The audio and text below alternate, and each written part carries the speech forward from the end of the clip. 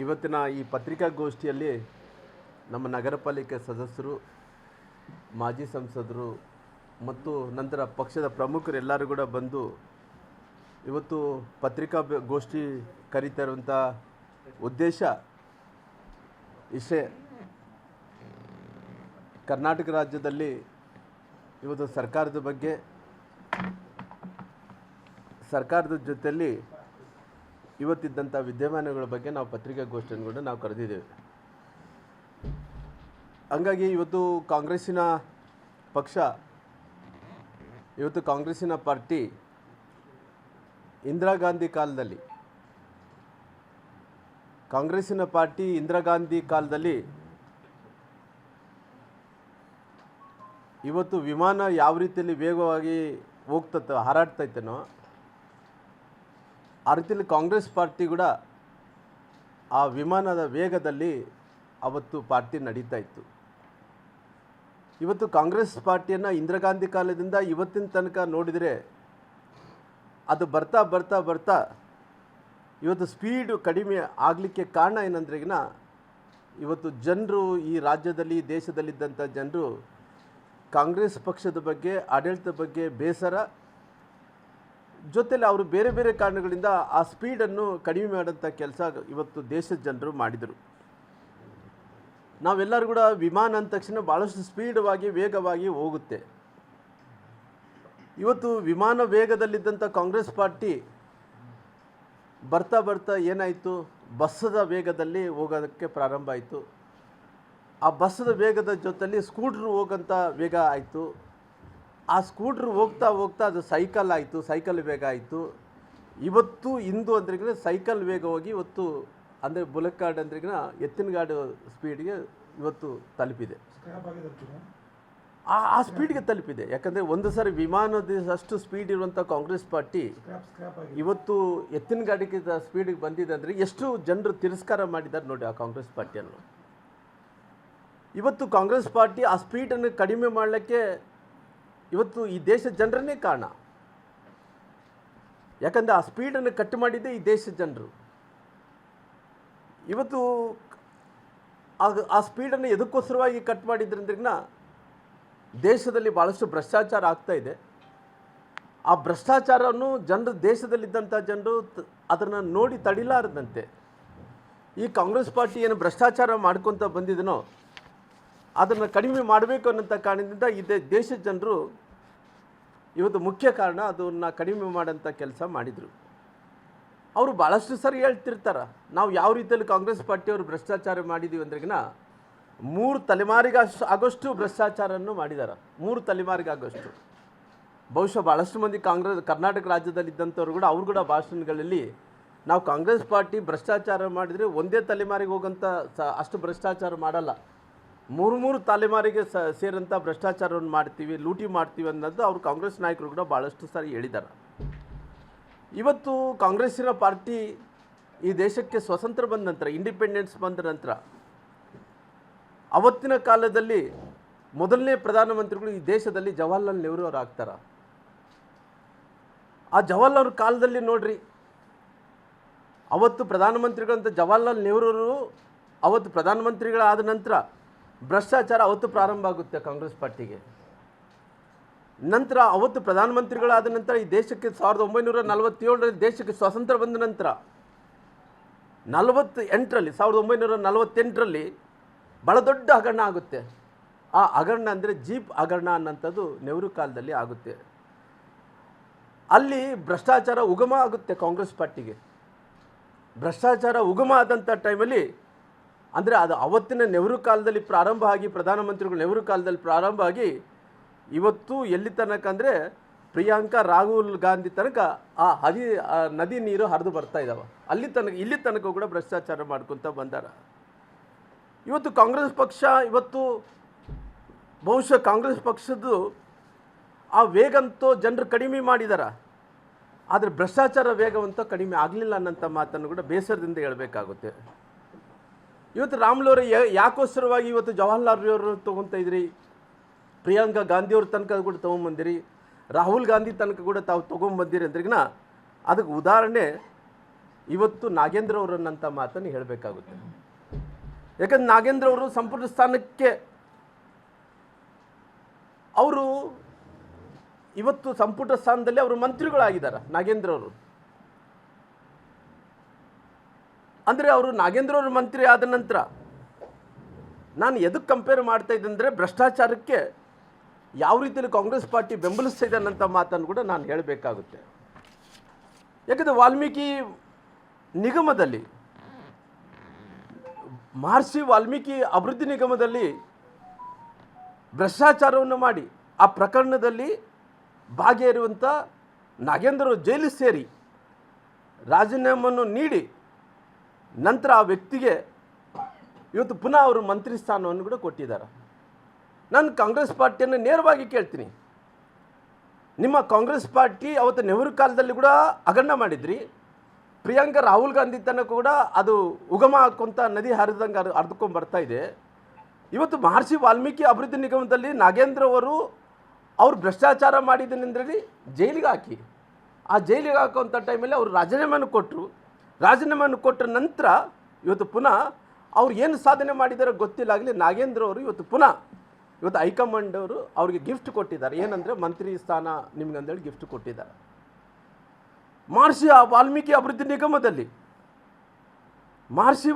ಅಭಿವೃದ್ಧಿ ನಿಗಮದಲ್ಲಿ ಇವತ್ತು ಎಷ್ಟು ಆರೋಪಗಳು ಅಂದ್ರೆ ಸಾಕಷ್ಟು ಬೆಳಗ್ಗೆ ನೀವು ಎದ್ದರೆ ಸಾಕು ಮಹರ್ಷಿ ವಾಲ್ಮೀಕಿ ಅಭಿವೃದ್ಧಿ ನಿಗಮದಲ್ಲಿ ಸಾಕಷ್ಟು ಅವರು ಮಂತ್ರಿಗಳಾದ್ಮೇಲೆ ಎಲ್ಲ ಭ್ರಷ್ಟಾಚಾರವನ್ನು ಕೂಡ ಮಾಡಿದ್ದಾರೆ. ಅವರಲ್ಲಿ 1 ಕೇಸ 2 ಕೇಸ ಸುಮಾರು 8 ಕೋಟಿ ರೂಪಾಯಿ ಮನಿ ಲ್ಯಾಂಡ್ರಿಂಗ್ ಕೇಸದಲ್ಲಿ ನಾಗೇಂದ್ರ ಅವರು ಇದ್ದಾರೆ. 8 ಕೋಟಿ ರೂಪಾಯಿ ಮನಿ ಲ್ಯಾಂಡ್ರಿಂಗ್ ಕೇಸಲ್ಲಿ ನಾಗೇಂದ್ರ ಅವರು ಇದ್ದಾರೆ. ಜೊತೆಯಲ್ಲಿ ಚಂದ್ರಶೇಖರ್ ಅನ್ನಂಥ ವ್ಯಕ್ತಿ ಸಾವಿಗೆ ಕಾರಣದಂಥವ್ರು ನಾಗೇಂದ್ರ ಅವರು. ಬಳ್ಳಾರಿಯ ಲೋಕಸಭೆ ಚುನಾವಣೆಯಲ್ಲಿ ಮಹರ್ಷಿ ವಾಲ್ಮೀಕಿ ಅಭಿವೃದ್ಧಿ ಹಣವನ್ನು ಬಳಸಿದಂಥವರು ನಾಗೇಂದ್ರ ಅವರು. ಹೈಕಮಾಂಡ್ಗೆ ಒಂದು ರೀತಿ ದಾನದ ರೂಪದಲ್ಲಿ ಕೊಟ್ಟಂಥವ್ರು ನಾಗೇಂದ್ರ ಅವರು. ಹೈಕಮಾಂಡ್ಗೆ ದಾನದ ರೂಪದಲ್ಲಿ ಕೊಟ್ಟಂಥವ್ರು ಹೈಕಮಾಂಡ್. ಚಂದ್ರಶೇಖರ್ ಅನ್ನಂಥ ವ್ಯಕ್ತಿ ಒಬ್ಬ ಅಧಿಕಾರಿಯನ್ನು ಅವ್ರ ಕುಟುಂಬದವ್ರನ್ನ ಕಣ್ಣೀರು ಹಾಕ್ಸಿದಂಥವ್ರು ನಾಗೇಂದ್ರ ಅವರು. ಅವ್ರ ಪರಿಸ್ಥಿತಿ ಇವತ್ತು ಇಡಿ ತನಿಖೆಯಲ್ಲಿ ಎದುರಿಸ್ತಾ ಇರುವಂಥವ್ರು ನಾಗೇಂದ್ರ ಅವರು. ನಕಲಿ ಬ್ಯಾಂಕ್ ಖಾತೆಗಳಲ್ಲಿ ಹಣವನ್ನು ಬೇರೆ ಕಡೆ ಹೂಡಿಕೆಯನ್ನು ಮಾಡಿದಂಥವ್ರು ನಾಗೇಂದ್ರ ಅವರು. ಇವತ್ತು ಪುನಃ ಅವರು ನಮ್ಮ ದುರಂತ ನೋಡಿ ಅವರು ಮಂತ್ರಿಗಳಾಗಿ ಇವತ್ತು ನಾಗೇಂದ್ರ ಅವ್ರನ್ನ ಮಂತ್ರಿಗಳಾಗಿದ್ದಾರೆ. ಜೂನ್ 2026ಕ್ಕೆ ಸುಮಾರಾಗಿ ಸಿ ಬಿ ಅವರು ಅವ್ರದ್ದು ವಿರುದ್ಧ ಕೇಸ್ ಮಾಡಿದಂಥ ಟೈಮಲ್ಲಿ 89 ಕೋಟಿ ಅಂತೇಳಿ ಕೇಸ್ ಮಾಡ್ತಾರೆ. ಅಂದರೆ 187 ಕೋಟಿ ಭ್ರಷ್ಟಾಚಾರ ಮಾಡಿದಂಥ ಟೈಮಲ್ಲಿ ಅಲ್ಲಿ ಸುಮಾರಾಗಿ ಬೇರೆ ಏನು ಇನ್ನು 100 ಕೋಟಿ ರೂಪಾಯಿ ಏನು ಹಣವಿದ್ದು ಆಲ್ರೆಡಿ ವಾಪಸ್ ಕಟ್ಟಿದ್ದಾರೆ. ಇನ್ನು ಸದನದಲ್ಲಿ ಇನ್ನು 100 ಕೋಟಿ ರೂಪಾಯಿ ಕೊಡಬೇಕು ಅನ್ನೋಂಥ ಒಪ್ಪಿಗೆಯನ್ನು ಕೂಡ ಅವತ್ತು ಕೊಟ್ಟಂಥ ಟೈಮಲ್ಲಿ ಕೂಡ ಅದನ್ನು ಸುಮಾರಾಗಿ ಸಿ ಬಿ ಐದವರು ಒಂದು ಆರೋಪಿ ಪಟ್ಟಿಯನ್ನು ಮಾಡೋಂಥ ಟೈಮಲ್ಲಿ 3 ಆರೋಪಿ ಪಟ್ಟಿ ಮತ್ತು ಡಿ ಕೆ ಮತ್ತು ಬಿ ಕೆ ಅವರು ಕುಂತು ಅವ್ರನ್ನ ಬೆದರಿಸಿ ಅವ್ರನ್ನ ರಾಜೀನಾಮೆಯನ್ನು ಸಹಿಯನ್ನು ಕೂಡ ಪಡ್ಕೊಂಡಿದ್ದಾರೆ. ಬಹುಶಃ ಹೊರಟ್ಟಿಯವರು ಕಚೇರಿಯಲ್ಲಿದ್ದಂಥ ಟೈಮಲ್ಲಿ 2 ತಾಸುಗಳ ಕಾಲ ಅವರು ಕೂಡ್ತಾರೆ. ಯಾರ್ಯಾರು ಡಿ ಕೆ ಅವರು ಬಿ ಕೆ ಅವರು ಇಬ್ಬರು ಕುಂತು ಅವ್ರನ್ನ ಬಲವಂತವಾಗಿ ಬೆದರಿಸಿ ರಾಜೀನಾಮೆಯನ್ನು ಪಡೆದ ನಂತರ ನಾನು ಈ ರಾಜ್ಯದ ಮುಖ್ಯಮಂತ್ರಿಗಳಿಗೆ ನಾನು ಕೇಳ್ತೀನಿ,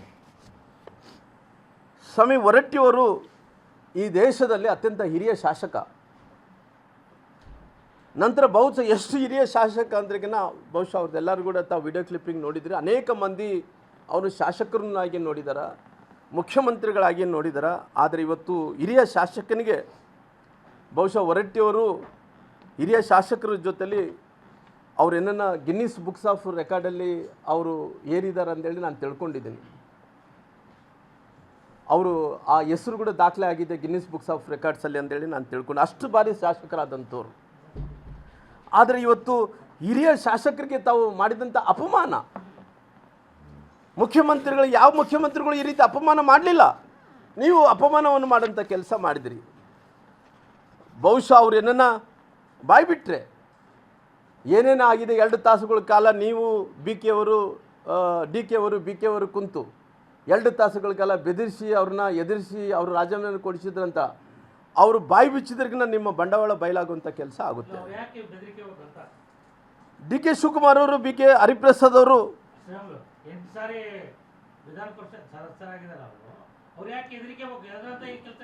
ಅಲ್ಲ, ಅವ್ರಿಗೆ ಇವತ್ತು ನೋಡ್ರಿ, ಅವ್ರಿಗೆ ಅಲ್ಲ, ಅವ್ರಿಗೆ ಒಂದು ಯಾವೇ ಮುಖ್ಯಮಂತ್ರಿಗಳು ಇತಿಹಾಸವನ್ನು ತೆಗೆದು ನೋಡಿದ್ರೆ ಈ ರೀತಿ ರಾಜೀನಾಮೆಯನ್ನು ಕೊಡಿಸಿದಂಥ ಉದಾಹರಣೆಗಳು ಯಾವಿಲ್ಲ. ಯಾಕಂದರೆ ಅವರು ಅಲ್ಲ, ನಾನು ಇವತ್ತು ಒಂದು ಕಡೆ ಅವರು ಹಿನ್ನೆಲೆಯನ್ನು ನೋಡಿದಂಥ ಟೈಮಲ್ಲಿ, ಬಿ ಕೆ ಹರಿಪ್ರಸಾದ್ ಅವರು ಮತ್ತು ಡಿ ಕೆ ಶಿವಕುಮಾರ್ ಅವರು ಹಿನ್ನೆಲೆಯನ್ನು ನೋಡಿದಂಥ ಟೈಮಲ್ಲಿ ಅವ್ರು ಯಾವ ಹಿನ್ನೆಲೆಯಿಂದ ಬಂದಾರೋ ಅದನ್ನು ಹೇಳೋದು ಬೇಕಿಲ್ಲ ಅಂತೇಳಿ ನಾನು ತಿಳ್ಕೊಂಡಿದ್ದೇನೆ. ನಾನು ಮತ್ತೆ ಅವ್ರ ಗುರುಗಳ ಬಗ್ಗೆ ಹೆಸರನ್ನು ಉಲ್ಲೇಖನ ಮಾಡೋಕ್ಕೆ ನಾನು ರೆಡಿ ಇಲ್ಲ. ಅಂದರೆ ಇವತ್ತು ಮುಖ್ಯಮಂತ್ರಿಗಳು 2 ತಾಸು ಸ್ಪೀಕರ್ ಚೇಂಬರ್ದಲ್ಲಿ ಕುಂತು ಅಲ್ಲೇ ಕ್ಷಣದಲ್ಲಿ ಯಾಕೆ ಅವರು ರಾಜೀನಾಮೆಯನ್ನು ಪಡ್ಕೊಂಡ್ರು ಅನ್ನೋಂಥ ವಿಚಾರವನ್ನು ನಾನು ಕೇಳಬೇಕಾಗುತ್ತೆ. ನೋಡ್ರಿ, ನಾನು ಹೊರಟ್ಟಿ ಸಾಹೇಬ್ರ ಹೊರಟ್ಟಿಯವ್ರನ್ನ ನೋಡ್ರಿ, ನಾನು ಅಲ್ಲ ನೋಡ್ರಿ ಹೊರಟ್ಟಿಯವ್ರ ಹತ್ರ ನಾನು ಮಾತಾಡಿಲ್ಲ. ನಾನು ಹೊರಟ್ಟಿಯವ್ರ ಹತ್ರ ಮೊನ್ನೆ ರಾಜೀನಾಮೆ ಕೊಟ್ಟ ನಂತರ ಮಾತಾಡಿಲ್ಲ. ಇದಕ್ಕಿಂತ ಮುಂಚೆ ನಾನು ಹೊರಟ್ಟಿಯವ್ರ ಹತ್ರ ನಾನು ಮಾತಾಡಿದ್ದೀನಿ. ರಾಮ್ಲೋರೆ ಇವರು ಭಾಳಷ್ಟು ಹಿಂಸೆ ಕೊಡ್ತಾ ಇದ್ದಾರೆ, ನನಗೆ ರಾಜೀನಾಮೆ ಕೊಡಬೇಕೆಂದು ಒತ್ತಾಯ ಮಾಡ್ತಾ ಇದ್ದಾರಾ, ನನಗೆ ಹೊರಟ್ಟಿಯವ್ರು ಹೇಳಿದಂಥ ಮಾತು, ನನಗೆ ಹೊರಟ್ಟಿಯವ್ರು ಹೇಳಿದಂಥ ಮಾತು. ನನಗೆ ಇವತ್ತು ಮನೆ ರಾಜೀನಾಮೆ ಕೊಟ್ಟ ನಂತರ ಸಂಪರ್ಕ ಹೋಗಿಲ್ಲ.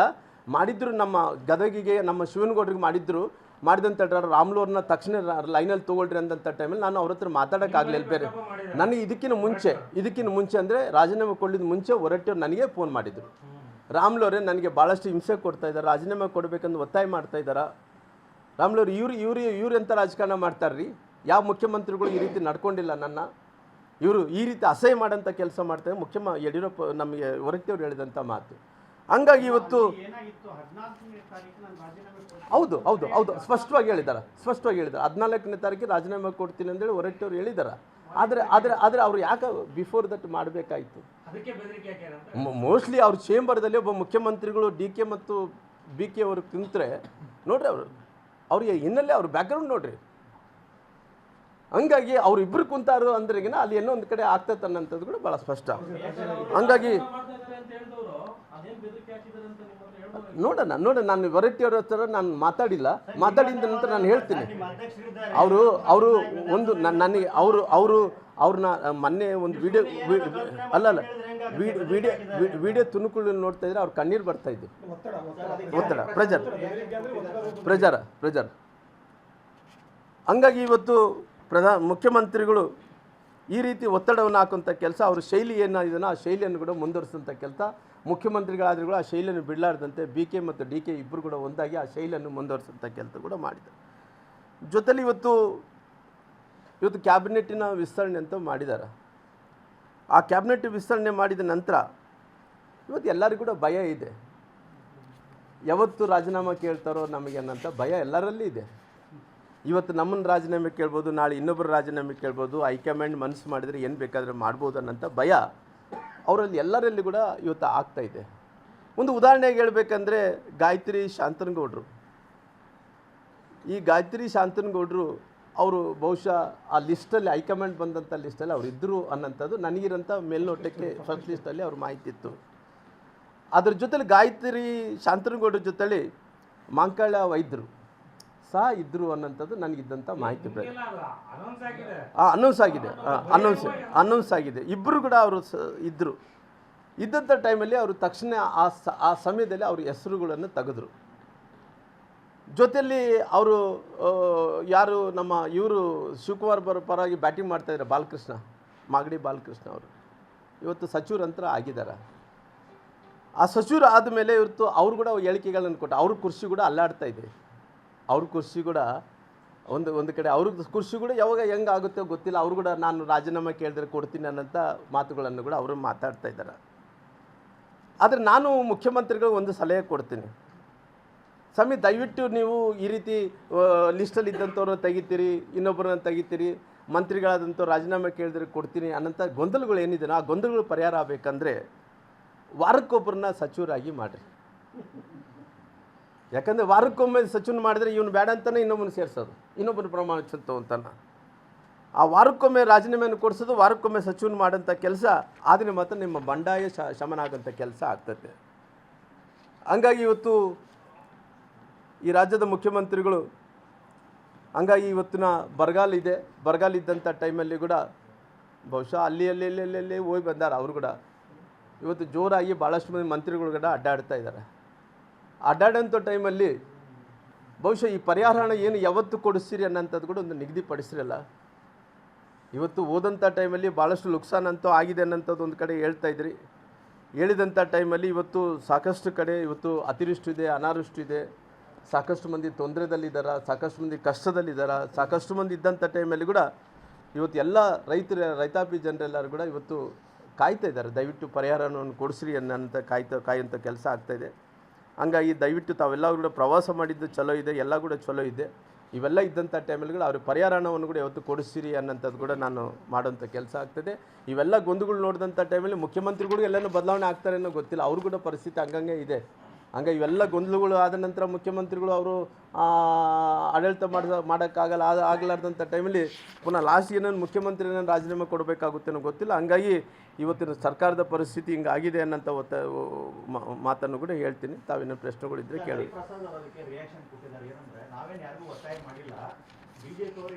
ಗೊತ್ತಾಗುತ್ತೆ ಸರ್ ಅವ್ರ ಭಾಷೆ, ಅವ್ರ ಪಾಪ ಅವರು ಭಾಳ ಸತ್ಯ ಹರಿಶ್ಚಂದ್ರು, ಅವ್ರ ಭಾಷೆ ಕೂಡ ನಮಗೆ ಗೊತ್ತಾಗುತ್ತೆ. ಅವ್ರದ್ದೇನು ಗೊತ್ತಾಗಲ್ಲ ಅನ್ನೋದೇನಿಲ್ಲ. ಬಹುಶಃ ಈ ರಾಜ್ಯದಲ್ಲಿ BK ಮತ್ತು DK ಸೇರಿದ್ದಾರೆ ಅಂದ್ರೆ ಈಗ ಹೆಂಗಿರ್ಬೋದು ನೋಡ್ರಿ ಅವರಿಬ್ಬರು ಆಟ. ನಿಮಗೆಲ್ಲ ನಿಮಗೆ ಗೊತ್ತಿರುತ್ತೆ, ನಾನು ನನ್ನ ಬಾಯಿಂದ ಬಿಡಿಸ್ಕೊಳ್ಳೋದು ಬೇಕಾಗಿಲ್ಲ.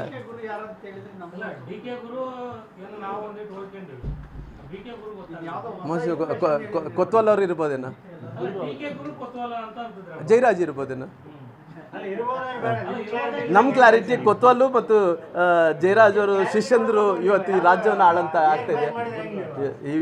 ಇಬ್ಬರಿಗೆ ಆ ಕಡೆ ಈ ಕಡೆ ಇಬ್ಬರಿಗೆ ಅಂಡರ್ಸ್ಟ್ಯಾಂಡ್ ಇರೋ ಕಾರಣ ಅವ್ರು ಇವತ್ತು ಒಂದು ದೊಡ್ಡ ಇಬ್ಬರಿಗೆ ಗುರುಗಳಲ್ಲ. ಸ್ಥಾನಕ್ಕೆ ರಾಜೀನಾಮೆ ಯಾಕೆ ಕೊಡ್ತೀವಿ ಅಂದ್ರೆ ನಮಗೆ DK ಶಿವಕುಮಾರ್ನ ಮುಖ್ಯಮಂತ್ರಿ ಮಾಡಬೇಕಾಗಿತ್ತು, ಮಾಡಿದ್ದೀವಿ. ಅದಾದ್ರೆ ಸಾಕು ನಮಗೇನು ಇಲ್ಲ ಪಾಪ ಸಂತೋಷ. ಬಾಲಕೃಷ್ಣವ್ರು ಯಾವತ್ತೂ ಕೂಡ ಫಸ್ಟ್ ಡೇನಿಂದ ಬ್ಯಾಟಿಂಗ್ ಮಾಡ್ತಾನೆ ಇದ್ದಾರೆ ಪಾಪ, ಯಾವತ್ತೂ ಕೂಡ ಬಿಟ್ಟಿಲ್ಲ. ಅಂದರೆ ಇವಾಗ ಏನಂತ ಹೇಳಿದ್ರೆ ಪಾಪ ಮತ್ತು ಅವ್ರು ಭಾಳ ಸರಿ ಹೇಳಿದರು, ನಾನು ಯಾವತ್ತಿದ್ದರೆ ಕೂಡ ನಾನು ಮಂತ್ರಿ ಆಗಬೇಕಂದೇಳಿ ಭಾಳಷ್ಟು ಆಕಾಂಕ್ಷೆಯಲ್ಲಿದ್ದೀನಿ. DK ಅವ್ರು ಮುಖ್ಯಮಂತ್ರಿಗಳಾಗಲಿ ಅಂತ ಹೇಳ್ತಾರೆ. ಇವ್ರು ಮುಖ್ಯಮಂತ್ರಿಗಳಾದಮೇಲೆ ಮತ್ತೆ ಮಂತ್ರಿ ಸ್ಥಾನ ಕೊಟ್ಟಾರ. ಮಂತ್ರಿ ಸ್ಥಾನ ಕೊಟ್ಟ ನಂತರ ಅಲ್ಲಿ ಹೈಕಮಾಂಡ್ದಿಂದ ಭಾಳ ಮಂದಿ ತೆಗಿಬೇಕನ್ನಂತೇಳಿ ಅಲ್ಲಿ ಒತ್ತಾಯ ಬರ್ತಾ ಇರ್ಬೋದು. ಹಂಗಾಗಿ ನಾನು ಮುಂಚೆನೇ ಸೇಫ್ ಆಗಿ ನಾನು ರಾಜೀನಾಮೆ ಕೊಟ್ಟರೆ ಒಳ್ಳೆಯದು ಅನ್ನೋಂಥ ರೀತಿಯಲ್ಲಿ ಮಾತಾಡಿರ್ಬೋದು.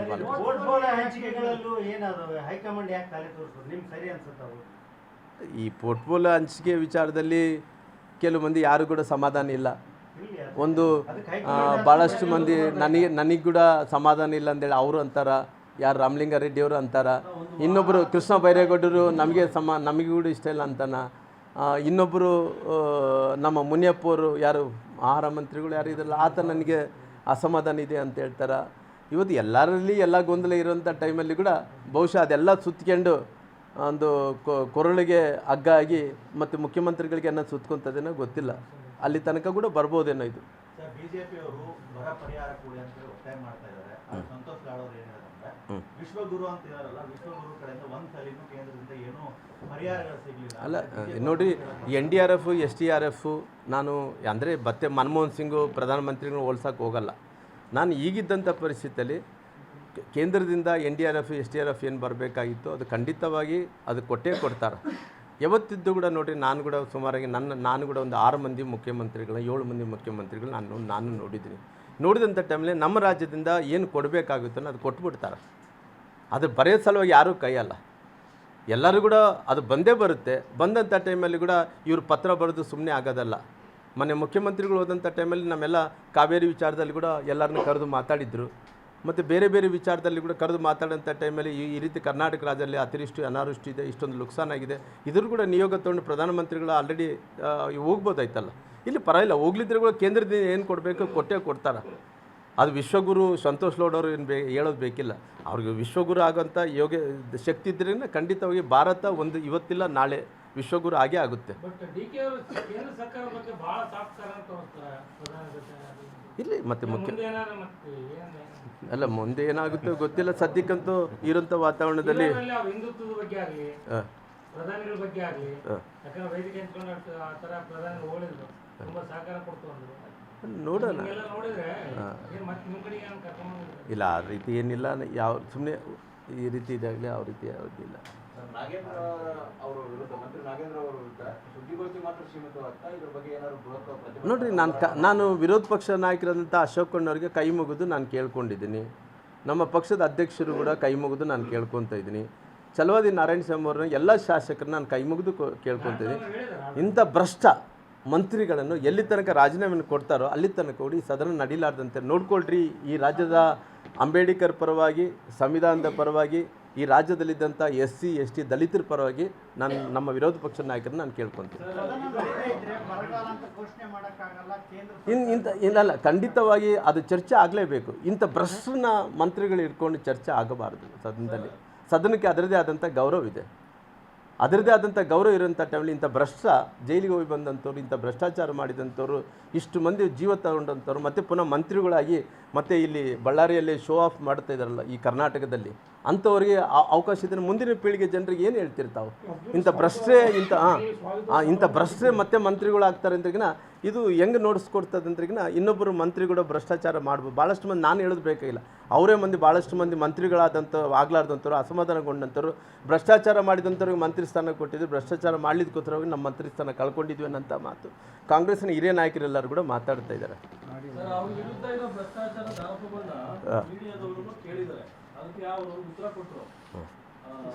ಯಡಿಯೂರಪ್ಪ ಅವ್ರ ಮೇಲೆ ಪೋಕ್ಸೋ ಕೇಸ್ ಇದೆ, ಎಲ್ಲ ಆರೋಪಗಳಷ್ಟೇ. ನೋಡ್ರಿ, ಅಲ್ಲ ಕೇಜ್ರಿವಾಲ್ ಕೂಡ ಅವ್ನು ಜೈಲಿಗೆ ಹೋಗಿ ಬಂದು ಅಲ್ಲಿ ಮುಖ್ಯಮಂತ್ರಿ ಹುದ್ದೆ ಏನಿದೆ ಅದರಲ್ಲಿ ಮುಂದುವರಿತಿದ್ದ, ಜೈಲಾಗಿದ್ದೆ. ಮುಂದೆ ಏನಾಯ್ತು ಅವ್ರು ಭವಿಷ್ಯ? ಮುಂದೆ ಏನಾಯ್ತು ಭವಿಷ್ಯ ಅವರು? ಹಂಗಾಗಿ ಇವತ್ತು ಎಲ್ಲ ನಮಗೆ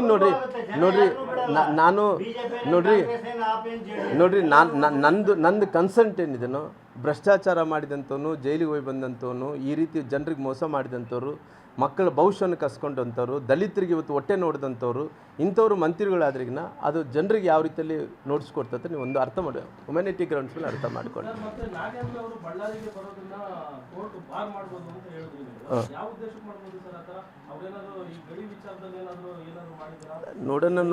ನೋಡ್ರಿ ಇದಕ್ಕಿಂತ ಮುಂಚೆ ಕೂಡ ಅವನು ಬಳ್ಳಾರಿಗೆ ಬರಬಾರ್ದಂತ ಷರತ್ತು ವಿಧಿಸಿದ್ರು. ಅಲ್ಲ ಇದ್ದಂಥ ಟೈಮಲ್ಲಿ ಕೂಡ ಪುನಃ ಇವತ್ತು ಬಳ್ಳಾರಿಗೆ ಬಂದಿದ್ದಾರೆ ಅಂದರೆ ಕೋರ್ಟ್ ಪರ್ಮಿಷನ್ ತೊಗೊಂಡೇ ಬಂದಾರಲ್ಲ, ಮತ್ತು ನಾಳೆ ಕೋರ್ಟಲ್ಲಿ ಏನೇನು ಆಗ್ಬೋದಲ್ಲ.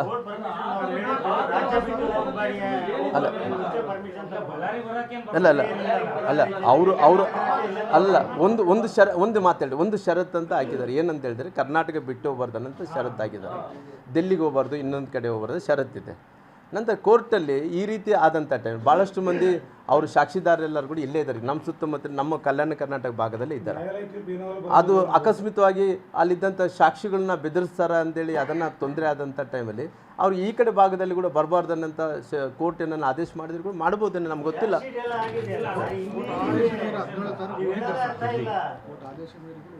SIT ಅವ್ರದ್ದು ಕ್ಲೀನ್ ಚಿಟ್ ಕೊಡ್ತು, ED ಅವರು ಚಾರ್ಜ್ ಶೀಟ್ ಹಾಕಿದ್ರು, ಇನ್ನೇನಿದೆ CBI ಚಾರ್ಜ್ ಶೀಟ್ ಆಯ್ತು. ಏನೋ ಆಗೋ ಅವಶ್ಯಕತೆ ಇಲ್ಲ ಅಲ್ಲಿ. ಓಕೆ, ಅವ್ರು ಈಗ ಲೀಗಲ್ ಒಪಿನಿಯನ್ ತಗೊಂಡೇ ಕೊಟ್ಟಿದ್ದೀವಿ ಅಂತ ಹೇಳ್ತಾರೆ. ಇನ್ನು ಸರ್ ಇನ್ನು ಬೇರೆ ಸರ್ ಏನಿಲ್ಲ, ಈ ವಾಲ್ಮೀಕರಣ ವಿಚಾರದಲ್ಲಿ ಜನಾರ್ದನ್ ರೆಡ್ಡಿ ಮಾತಾಡಿದ ಮೇಲೆ ನಮ್ಮ ದಲಿತ ನಾಯಕ ನಂತರ ಜಾತಿ ವಿಚಾರದಲ್ಲಿ ಡಿಸ್ಕಷನ್ ಆಗ್ತದೆ ಅಂತೇಳಿ ಹೊರಗಡೆ ಬಂತು. ನಿಮಗೆ ಆತ್ಮೀಯ ಸ್ನೇಹಿತರು, ನೀವು ಸಮುದಾಯದವರು, ಈ ಹಣ ಕ್ಲಾರಿಟಿ ಆಗಿ ಆ ಕ್ಲೀನ್ ಚಿಟ್ ಆಗೋವರೆಗೆ ಒಂದು ನಿಮಿಷ, ಒಂದು ಸೆಕೆಂಡ್ ಆಗೋವರೆಗೆ ಇಲ್ಲಿ ಕೂಡ ದಲಿತ ನಾಯಕ ಅಂತಕ್ಕಂಥ ನೋಡ್ರಿ, ಈ ಭ್ರಷ್ಟಾಚಾರಕ್ಕೆ ಅದಕ್ಕೊಂದು ಜಾತಿ ಇಲ್ಲ. ಭ್ರಷ್ಟಾಚಾರ ಅನ್ನೋದು ಇದಲ್ಲ, ಅದಕ್ಕೊಂದು ಜಾತಿನೇ ಇಲ್ಲ ರೀ. ಈ ಭ್ರಷ್ಟಾಚಾರ ಅನ್ನೋಂಥ ಜಾತಿ ಇಲ್ಲಾರ್ದಂಥ ಟೈಮಲ್ಲಿ ಈ ಸಮುದಾಯ ಆ ಸಮುದಾಯ ಅನ್ನೋದು ಯಾವುದೂ ಬರಲ್ಲ ರೀ. ಜಾತಿನೇ ಅಲ್ರಿ, ಅದ್ರಲ್ಲಿ ಭ್ರಷ್ಟಾಚಾರ ಅನ್ನೋಕ್ಕೆ ಜಾತಿನೇ ಇಲ್ಲಾರ್ದಂಥ ಟೈಮಲ್ಲಿ ಆ ಭ್ರಷ್ಟಾಚಾರ ಮಾಡಿದ ನಂತರ ಅಂಥವರು ಇವತ್ತು ನಾವು ಈ ರೀತಿ ದಲಿತರಾಗಿರೋ ಕಾರಣ ನಮಗೆ ಈ ರೀತಿ ಅಸಹ್ಯ ಪಡ್ತಾರೆ ಅನ್ನೋಂಥದ್ದು ಸರಿಯಲ್ಲ ಅನ್ನೋಂಥದ್ದು ನನ್ನ ವಾದ.